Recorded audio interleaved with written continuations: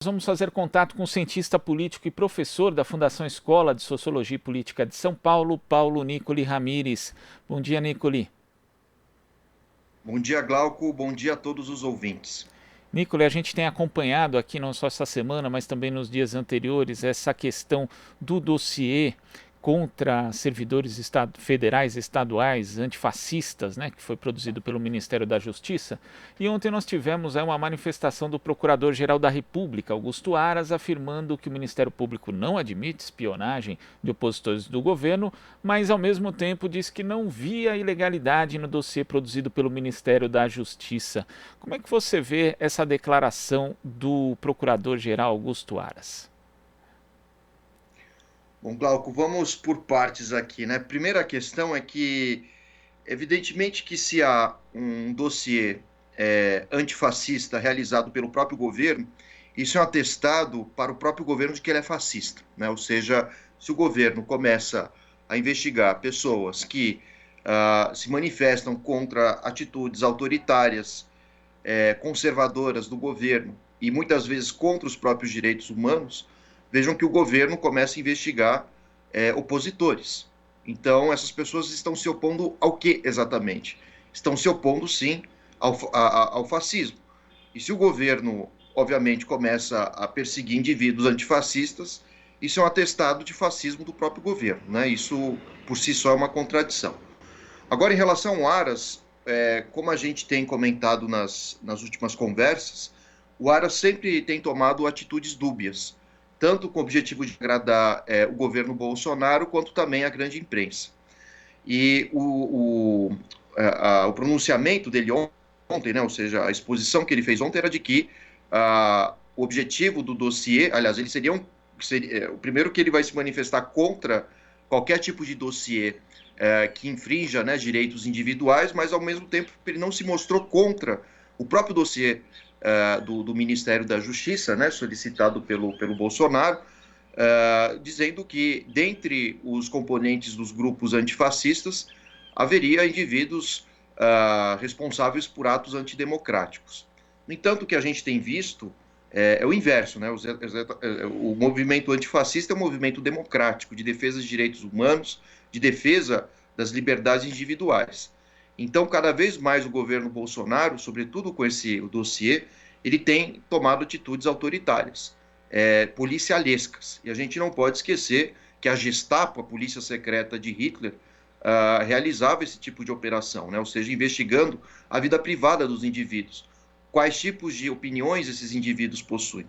E hoje, com a internet e com os dados sendo públicos, isso torna muito mais fácil ao governo, Ministério da Justiça, provavelmente com apoio da BIM, né, que é o sistema de inteligência do governo, do país.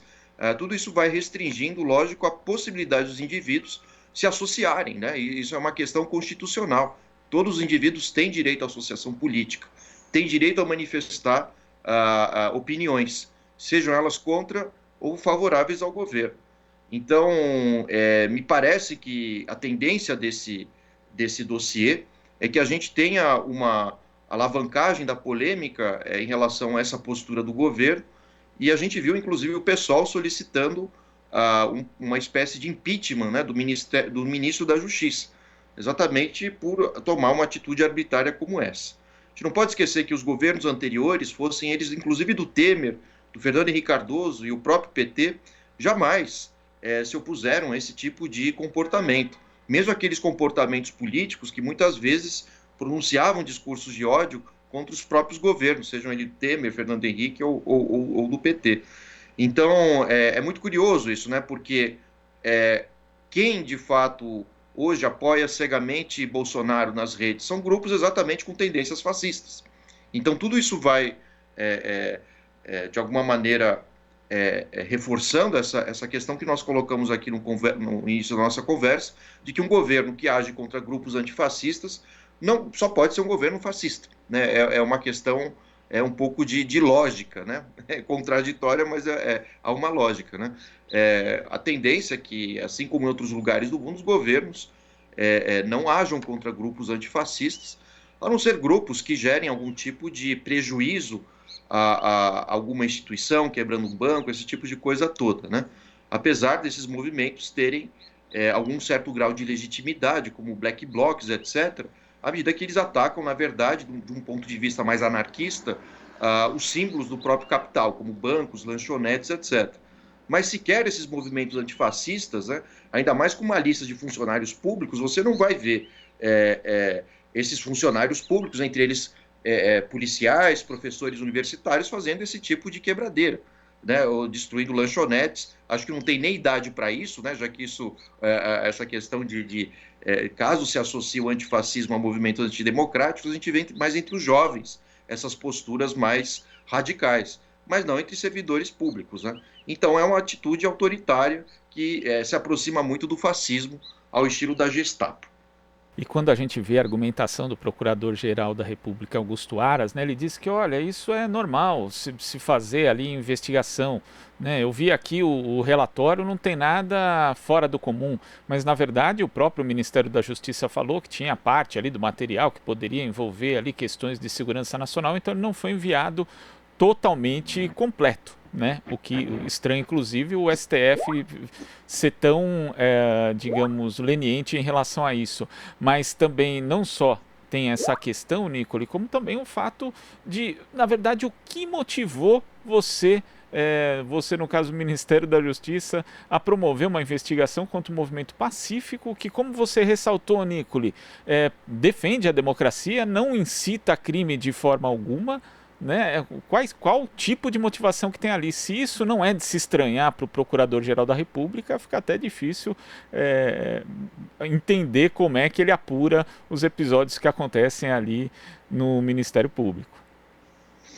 Eu sou leitor de um filósofo chamado Walter Benjamin, e ele fez amplos estudos sobre o fascismo, o nazismo, e ele dizia que o grande assombro, né, do século passado, na primeira parte do século passado, era a normatização do estado de exceção.